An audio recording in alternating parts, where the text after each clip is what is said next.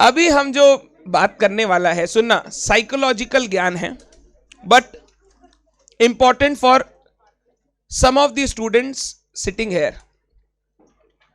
ये ज्ञान मेनली उन बच्चों के लिए जो दोनों ग्रुप अटेम्प्ट करने जा रहे हैं नवंबर 23 में, क्योंकि जो एक ग्रुप देने जा रहे हैं ना, खाली ग्रुप 2 जिसको, क्योंकि आज बैठे हैं तो ग्रुप 2 देने का आपका इच्छा है ही है, इसीलिए बैठे हैं।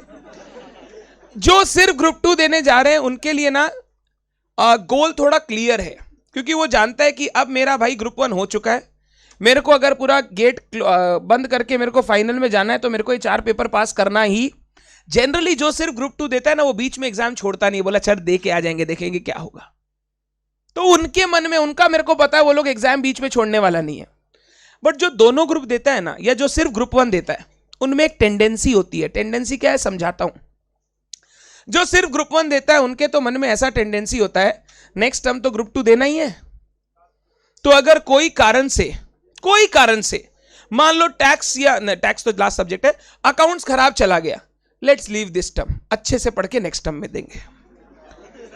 ये है रियलिटी, बोल रहा हूं तुमको, और ये 100% रियलिटी है। Some of student in this room has also done it. हो सकता है कोई ऐसा बच्चा बैठा हो जो लास्ट टाइम ग्रुप 1 देने गया, एक एग्जाम अच्छा नहीं गया, वो ग्रुप 2 छोड़ के अब दोनों ग्रुप का प्रिपेयर कर रहा है, ये बोल के कि सर उस समय उतना प्रिपेयर नहीं था, छोड़ दिए एग्जाम, क्या करेंगे।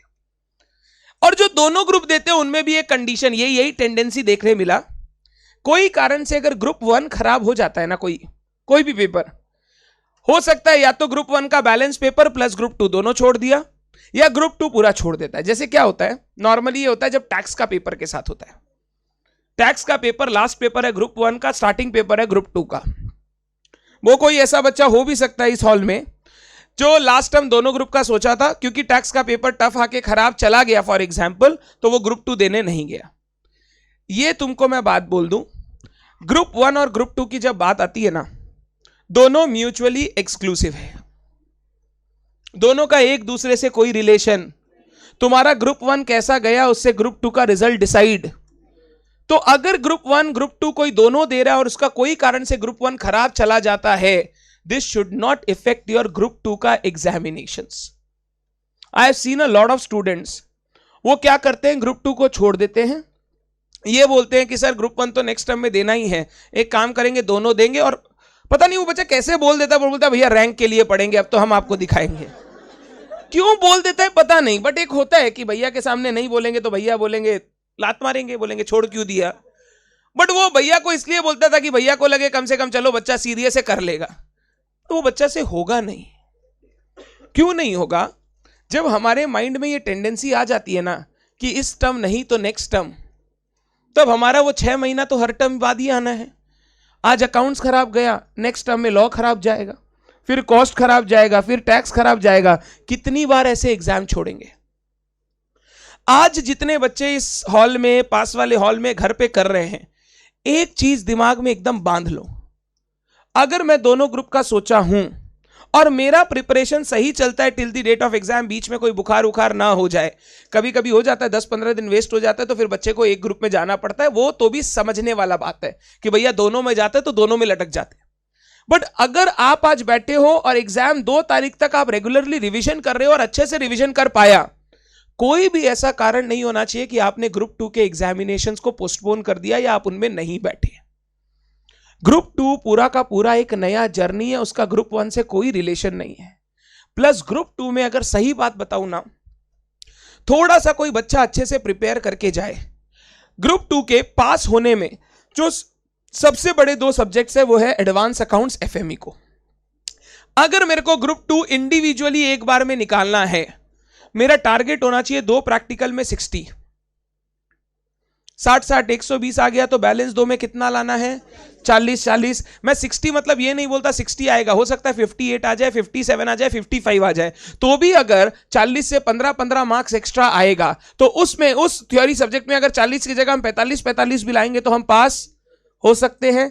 सबसे पहले तो ये दिमाग में रख कि मेरे को ग्रुप 2 का एग्जाम 100% देना है, नो मैटर व्हाट। और इंस्टीट्यूट का भैया ये माना हुआ रूल है, हम दोनों ग्रुप में एक एक पेपर खराब करेंगे ताकि जो सिर्फ ग्रुप 1 दे रहा है वो तबाह हो, जो सिर्फ ग्रुप 2 दे रहा है वो तबाह हो, बट जो दोनों दे रहा है वो सेट ऑफ में निकल जाए। जो दोनों दे रहा है वो सेट ऑफ में निकल जाए, वो दोनों में तबाह ना हो। हम ये नहीं बोलने वाले थे, नहीं। तो जो बच्चे इस टर्म में दोनों ग्रुप के लिए पढ़ रहे हैं, आपको दोनों ग्रुप देना है। और देख, मई 24 पूरा का पूरा नया सिनेरियो, नया बॉल गेम है। जिनका तो सिर्फ ग्रुप 2 बाकी है, उनको तो पता है नहीं भी होगा तो 2 ही देने पड़ेंगे, तो उनका मन में ये रिलैक्सेशन नहीं आना। भाई माफ कर, ये क्वेश्चन मत पूछना भैया, छोड़ देते हैं, नेक्स्ट टाइम में 4 पढ़ना पड़ा, नेक्स्ट टाइम में। अबे 6 महीना भी इंपॉर्टेंट होता है लाइफ का। तुमने अभी तक शायद आर्टिकलशिप ज्वाइन नहीं की। तुम जितना लेट करोगे तो आर्टिकलशिप उतना लेट। इस बार रिलैक्सेशन दे दिया, एक ग्रुप के साथ भी जा सकते हो, नेक्स्ट टर्म दे जरूरी। Please don't defer this.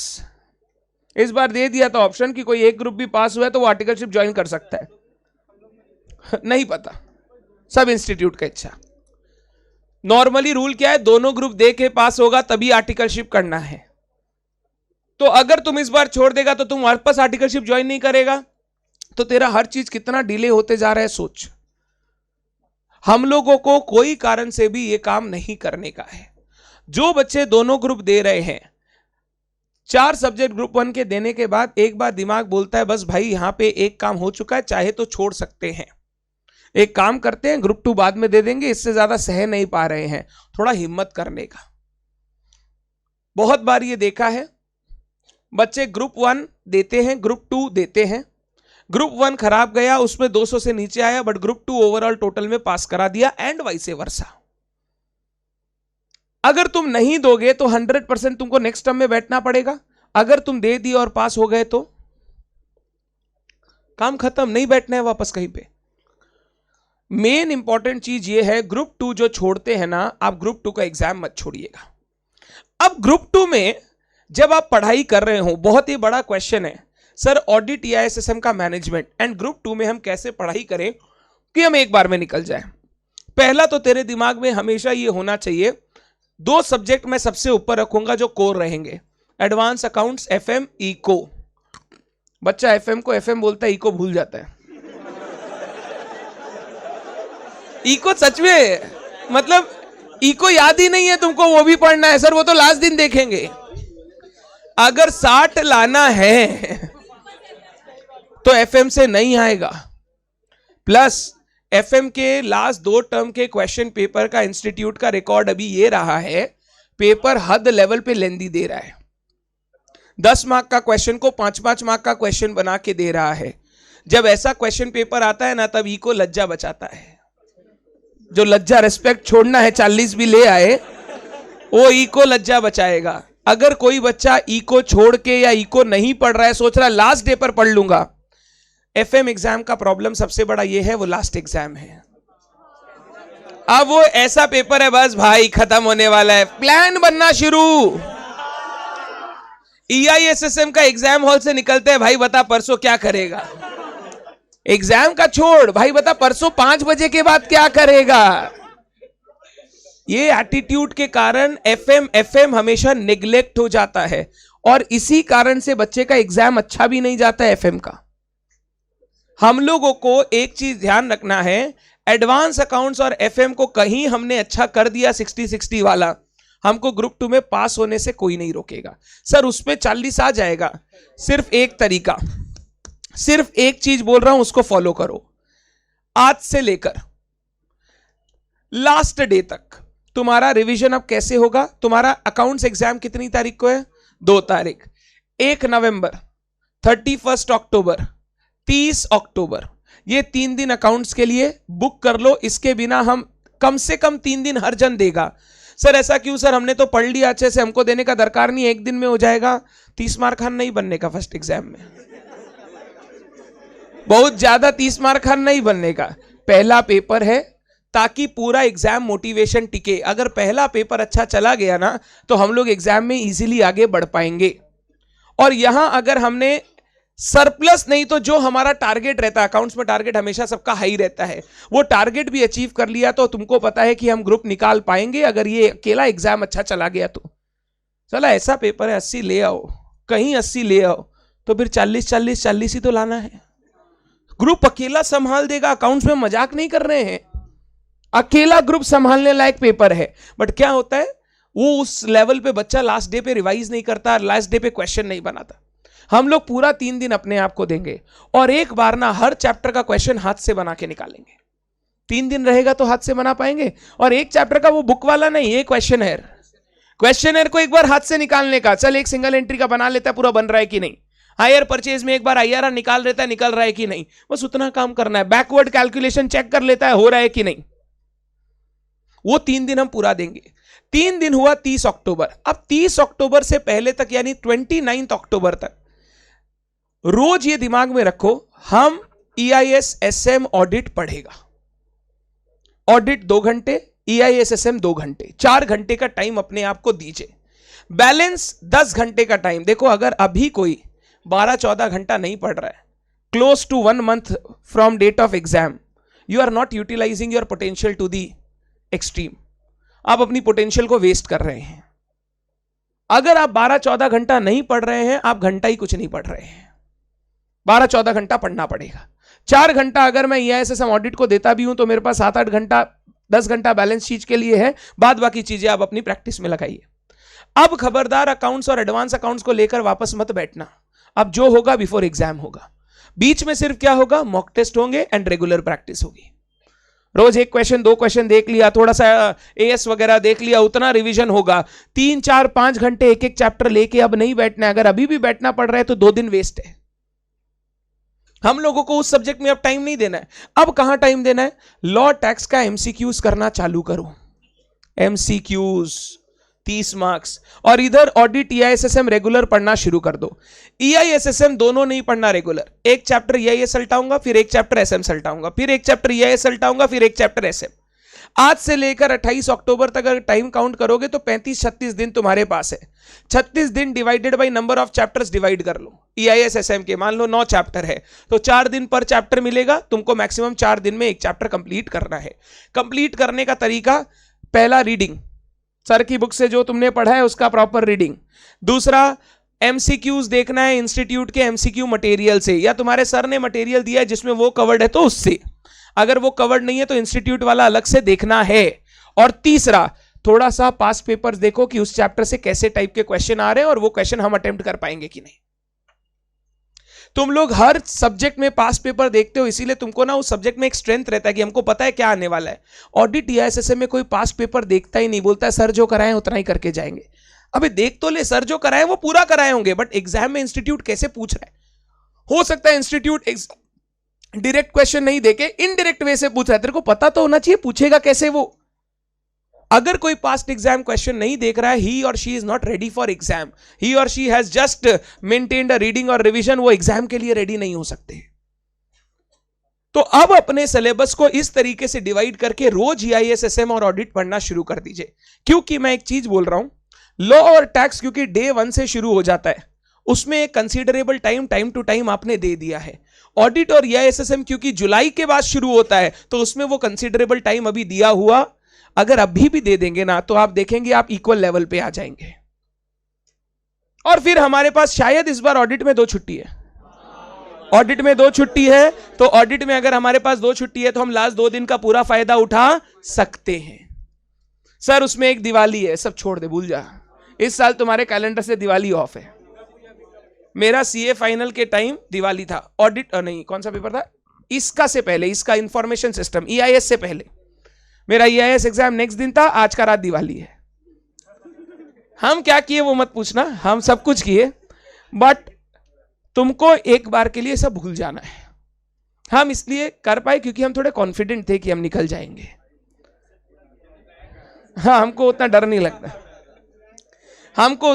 लगता था। बट आजकल के बच्चे थोड़े अलग हो गए, डर का अलग लेवल है तुम लोगों का। तुम लोग बहुत बातें सोच के डर सकते हो। इनफैक्ट कोई बच्चा ऐसा भी सोचता है सर दोस्त पढ़ नहीं रहा है वो फेल हो जाएगा, सर हमको डर लग रहा है। अबे साला तेरा कुछ अता पता नहीं, दोस्त का फेल हो जाएगा उसका चिंता है उसको। ऐसा भी है। दूसरा, जो सिर्फ ग्रुप 2 दे रहे हैं, जो सिर्फ ग्रुप 2, उनको 4 घंटा नहीं 6 घंटा लगा देना चाहिए ऑडिट या एसएसएम में, क्योंकि वही 2 पेपर है जो कहीं ना कहीं कुछ बर्बाद करेगा एग्जाम्स को। उस पर ज्यादा से ज्यादा टाइम दो, बैलेंस टाइम एडवांस अकाउंट्स और एफएम को डिवोट करो। टेस्ट अगर दे देंगे ना तो इसके बाद ना आपका कॉन्फिडेंस का एक लेवल अलग हो जाएगा। जैसे अगर अकाउंट्स के मैराथन के बाद अकाउंट्स का टेस्ट देने बैठे होंगे तो समझ में आए डायरेक्शन की अब कितना मेरे को देखने का है। अब मेरे को पूरा पूरा नहीं देखना, मेरे को थोड़ा थोड़ा जगह में प्रॉब्लम है, बस उतना देखना है। ये तभी समझ में आएगा जब टेस्ट देंगे, नहीं तो बार बार रिवीजन हो जाएगा पूरा पूरा। टैक्स, लॉ, ऑडिट, ईआईएसएसएम, अभी तक जिन्होंने एमसीक्यू को टच नहीं किया है प्लीज कर लीजिएगा। बिना टच किए एमसीक्यू करने जाएंगे ना, एग्जाम हॉल में एमसीक्यू को हाथ भी नहीं लगाएंगे, जो शायद कुछ लोगों के साथ टैक्स मैराथन में हुआ था कि आप लोगों ने एमसीक्यू का क्वेश्चन देखा बट आप लोगों को पता ही नहीं चला एमसीक्यू का क्वेश्चन बनाना कैसे है। अगर ऐसा प्रॉब्लम है तो आपको अभी अलार्मिंग सिचुएशन है। 30 मार्क का एमसीक्यू, जैसे अभी हम लोग आज एक पूरा दिन लगाएं किस चीज के लिए, अकाउंटिंग स्टैंडर्ड, कितने मार्क्स का आएगा 30, साला उतना ही 30 मार्क का एमसीक्यू आएगा, उसमें टाइम दिए तुम। मतलब यहां 30 मार्क के लिए तुमने पूरा दिन पूरा इतना सारा पढ़ाई किया, जबकि एएस तो उतना ही पढ़ाया हुआ भी है, एमसीक्यू तो पढ़ा हुआ भी नहीं है और अभी रिवाइज भी नहीं करेंगे, तो एमसीक्यू तो कहां लेके जाएगा सोचो। वो इज्जत बचाएगा बट वो तभी बचाएगा जब तुमने उसको इज्जत दिया हो। हम लोग एमसीक्यू देख ही नहीं रहे हैं, which is a very big mistake we are making in preparation. तो प्लीज जो बच्चे दोनों ग्रुप दे रहे हैं, ग्रुप 1 का अच्छा और खराब जाना, ग्रुप 2 को इफेक्ट करना, नंबर 1। जो अब लास्ट में ग्रुप 2 पढ़ रहे हैं, ग्रुप 2 में एडवांस अकाउंट्स और एफएम में क्या लाने का कोशिश करना है 60, ताकि मेरा बाद बाकी दोनों सब्जेक्ट में 40 से काम हो जाए। उस 40 को अच्छे से लाने के लिए मेरे को एमसीक्यू में मेहनत करना पड़ेगा। तो वो क्या है ना, इजीली अचीव हो जाएगा, वो 40, 45, 50 में कन्वर्ट हो जाएगा। एमसीक्यू नहीं करोगे तो वो कन्वर्ट नहीं हो पाएगा। डन है बात? तो प्लीज एमसीक्यूज कीजिएगा। डीटी के लिए थोड़ा बता दीजिए, डीटी के लिए सर बताए थे ना, हम क्या बार बार बताए?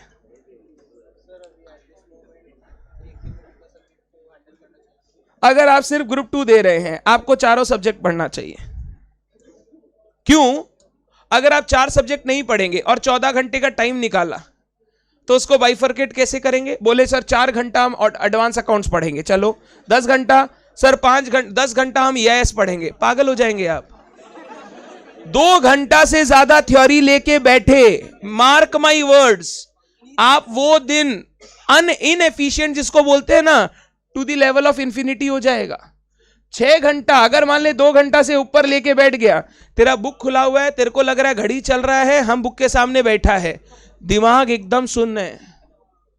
तुम 2 घंटा रीडिंग किया, तेरे को अगर और कुछ करना है 1 घंटा एमसीक्यू कर ले, बट तुम बुक को लेके मत बैठ, क्योंकि दिमाग में कुछ नहीं जाता है। वो 2 घंटा बहुत है। तुम 2 घंटा ईआईएस पढ़ा, फिर तुम क्या करेगा, ब्रेक के लिए एफएम का थोड़ा प्रैक्टिस कर लिया, फिर तुम थोड़ा ब्रेक लेके फिर ऑडिट में घुस गया। ऐसे करके तुम सब्जेक्ट्स अगर मेंटेन करेगा तो तुम 14 घंटे पढ़ पाएगा। सिर्फ थ्योरी पे 14 घंटे पढ़ने का कोशिश करेगा, तुम दिन में वो इनएफिशिएंट रह जाएगा। इसीलिए मैं बोलूंगा अगर किसी का सिर्फ ग्रुप 2 है और वो मैनेज करना चाहता है, उसको चारों सब्जेक्ट पढ़ना चाहिए अभी से रेगुलर। और दोनों ग्रुप है तो आप अपना वीक और स्ट्रेंथ देख के काम करो। स्ट्रेंथ को प्रैक्टिस में डाल दीजिए, वीक का रिवीजन में टाइम डालिए और थ्योरी पढ़ते रहिए। लर्न करने का कोशिश मत कीजिएगा, पागल हो जाएंगे। इतना सब्जेक्ट है ना, लर्न नहीं हो सकता। तो इंपॉर्टेंट अगर क्वेश्चंस देखते रहेंगे और पता रहेगा किस चैप्टर से क्या पूछ रहा है, सिर्फ उतना लर्न करो, बाद बाकी चीज को क्या करो, अच्छे से रीडिंग करके छोड़ो। जैसे सेम एएस में भी नॉर्मली यही कर रहे हैं कि सर जो बहुत ज्यादा इंपॉर्टेंट है उनको इंपॉर्टेंट लिख लिया, इसको लर्न करके जाना है, बाद बाकी सबको समझ के निकल गए। तो उससे आया भी तो लिख देंगे, बट इंपॉर्टेंट वाला आ गया तो जोर से लिख के आएंगे। ये this is how you prepare those 2 subjects. Learn नहीं हो पाएगा। जिन्होंने ट्राई किया होगा वो जानते होंगे, सर बहुत दिन से ट्राई कर रहे थे और सर हर दिन 2 घंटे के बाद छोड़ दे रहे थे पढ़ना। जिनको नींद आ रहा है थ्योरी पढ़ते समय, आप बैठ के मत पढ़िए, आप छत पे जाके या चलते चलते पढ़ाई कीजिए।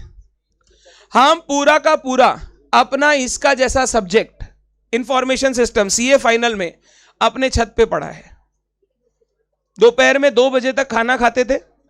अब घर पे रहेंगे और खाना खाएंगे तो भर पेट खाएंगे, मतलब 4 कोर्स मील होता था वो, हर चीज था उसमें, सब कुछ, रोटी चावल दाल सलाद पापड़ सब चल रहा है। और उसके बाद फिर आ रहा है नींद। अब नींद अगर ले लेंगे तो हमको पता है मेरे जैसा आदमी सोएगा तो 3-4 घंटा कहीं नहीं जाएगा, उठ ही नहीं पाएगा। हम उठ नहीं सकता, हम सो गया तो सो गया बस। फिर मेरे पापा का ही आवाज उठाएगा और वो दोपहर में घर पे रहते नहीं है, तो पापा 6-7 बजे आ रहे, अरे उठ भाई पढ़ना नहीं है क्या। तो हम क्या करता था, 2 बजे मेरा खत्म हुआ, कंप्लीट हुआ खाना, हम सीधा छत पे। मैंने क्या कर रखा था, पेजेस को फाड़ रखा था बुक से। अगर मेरे को EIS का चैप्टर 3 पढ़ना है तो मैं EIS की पूरी बुक लेके नहीं जाऊंगा, मैं EIS का चैप्टर 3 फाड़ लिया, स्टेपल कर लिया, बस उसकी लेके चल रहा हूं एग्जाम। ये तो है बिल्कुल। प्रशांत ले लीजिए। हाँ छत्ते पे पढ़ने ही जाते थे क्योंकि दोपहर में 2 बजे तो और कोई आएगा नहीं। एक्चुअली ठंड का टाइम, नवंबर अक्टूबर तो ठंड का टाइम नॉर्मल अच्छा टाइम रहता था, सब नहीं रहते थे। तुम लोग को साला किस और चीज में इंटरेस्ट है, कुछ नहीं हो सकता। 2 घंटा लगातार सिर्फ वॉक करके पढ़ाई करते थे और सिर्फ इसका पढ़ते थे, कुछ नहीं। मैं एक टॉपिक पढ़ा, उस टॉपिक के बाद रख दिया वापस, 5 मिनट चल के खाली वो टॉपिक में कितना पॉइंट्स है एक बार जॉट डाउन किया दिमाग में, फिर नेक्स्ट टॉपिक पढ़ा, फिर 5 मिनट चल के वापस वो जॉट डाउन किया। ऐसे करते करते वो 2 घंटे में होता सिर्फ 4 टॉपिक्स था बच्चों। 4 टॉपिक होता था ना, क्योंकि मैं बोल रहा हूं ना मेरे पास 4 दिन है एक चैप्टर के लिए, तो एक दिन में सारा टॉपिक तो खत्म करना नहीं है, जितना दिमाग में घुसे उतना दिमाग में डाल, बस जो करे वो अच्छे से कर। मेरे को ये पता था एग्जाम में उस चैप्टर 3 से कौन सा जगह से बार बार पूछ रहा है, तो मैं पहले वो 4 टॉपिक करता था जो बार बार आ रहा है, फिर उसके बाद जो बैलेंस टॉपिक है वो 2nd 3rd 4th डे करता था। तुम लोग को ये नहीं पता क्योंकि तुम लोग एग्जाम पेपर देखा ही नहीं है ये SSM में क्या आता है। थोड़ा पेपर को एनालाइज कीजिए, what type of questions are being asked in exam. तुम देखेगा कोई 3-4 टॉपिक ऐसा होगा जिससे हर टर्म में एक क्वेश्चन आ ही रहा है, तो पहले उनको लर्न कर। सर ने भी आपको स्टार मार्क कराया होगा पढ़ाते समय, तो उसको आप फॉलो कर सकते हैं। आइए, हाँ भाई, हाँ DK जी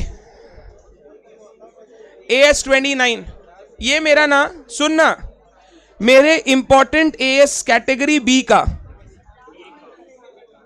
मेरा क्या क्या हो गया, 19, 20, 22, 26, 4, 5 हो गया, 29, 24 ना मैं लिखा तो B कैटेगरी में हूं क्योंकि आया हुआ नहीं है पहले, इस साल आ सकता है, बट ये 1 पेज का अकाउंटिंग स्टैंडर्ड है। 1 पेज मतलब समरी वाइज 1 पेज, सिर्फ 2 चीज पढ़ना है, क्या डिसकंटिन्यूइंग ऑपरेशन है, क्या डिसकंटिन्यूइंग ऑपरेशन नहीं है। तो 24 इज नथिंग। अब 29 होते ही मेरा जो मोस्ट इंपॉर्टेंट एस है वो कंप्लीट हो गया। 29 में आएंगे हम लोग।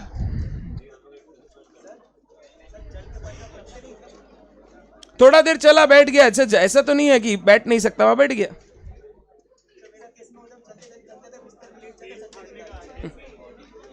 छत पे तो बिस्तर रहेगा नहीं ना, मैं इसीलिए छत पे पढ़ता हूं, क्योंकि घर पे हम जाएगा तो हम बिस्तर पे सो जाएगा। और हम लोग का कैसा होता है, पहला 2 मिनट सीट पे बैठ के पढ़ा, सीट अनकंफर्टेबल लगा, फिर गद्दा पे बैठ के पढ़ा, फिर थोड़ा अनकंफर्टेबल लगा तो ऐसे पढ़ा, फिर ऐसे पढ़ के सीधा सो गया। मतलब 15 मिनट का ट्रांजिशन के अंदर हम बैठने से सोने के पोस्ट तक पहुंच सकते हैं। और वो पास में फिर पेज पड़ा है, हम सो रहे हैं।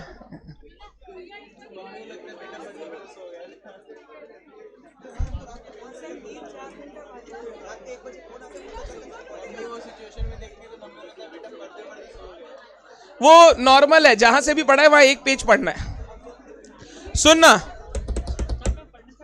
एक बात सुन, और जिनका कॉलेज है उनका तो लाइफ झंड है, जिनका नहीं है वो सिर्फ एक रूल फॉलो करना चालू करो, early to bed early to rise. मैं तुमको सच बोल रहा हूं, इट विल वर्क वंडर्स।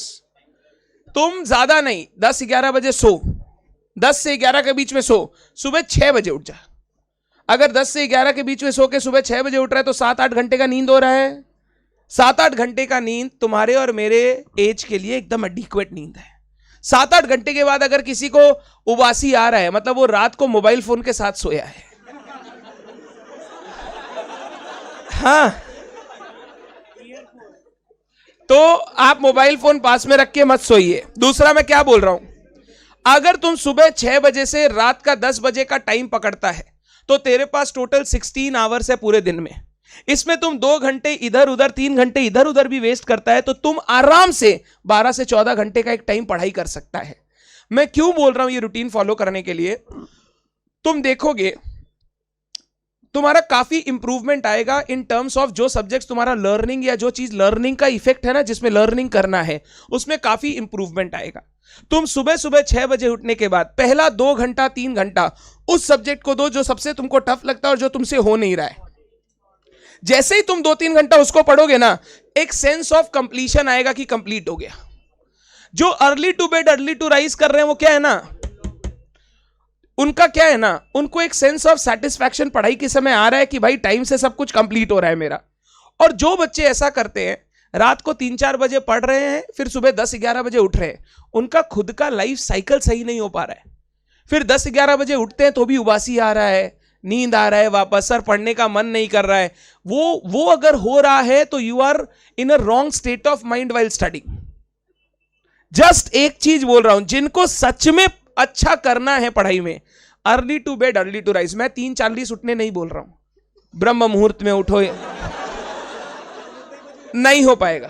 तेरा बात अलग है, तेरा लाइफ में कुछ और चल रहा है, जेवियर तुम्हारा ले रहा है, बट 3:40 पे अगर तुम नहीं भी उठ पा रहे हो, तुम 6 बजे उठने की कोशिश करो। तुम एक देखोगे एक अलग इफेक्ट आएगा स्टडीज में।